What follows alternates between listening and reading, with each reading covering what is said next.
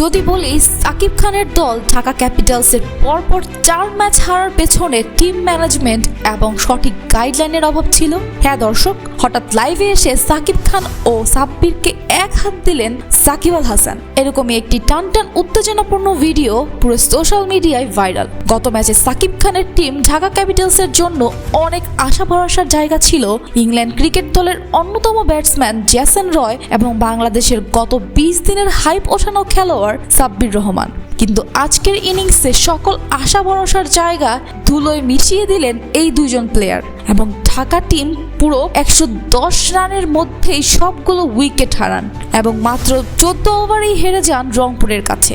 এদিকে ঢাকা ক্যাপিটালসের প্রাক্তন player allrounder Shakib Al হাসানকে নিয়ে আনাচে কানাচে থেকে খবর পাওয়া গিয়েছে ঢাকা ক্যাপিটালস এবং সাব্বির রহমানের প্রতি প্রচণ্ড রেগে এই অলরাউন্ডার। তিনি জানিয়েছেন, অযোগ্য কোচ এবং টিম ম্যানেজমেন্ট নিয়ে এই ক্রিকেটের জয়ের আশা করাটা আর বাসায় বসে ঘুমানো একই কাজ। তো দর্শক, আমার মতে সাকিব আল হাসানের কথাটাই ঠিক। আপনি যদি সাকিব খানকে ভালোবাসেন তবে অবশ্যই ভিডিওটিতে লাইক এবং সাকিব খানের নাম কমেন্ট করে লিখে যাবেন। দেখব কতজন সাকিব খানকে ভালোবাসেন।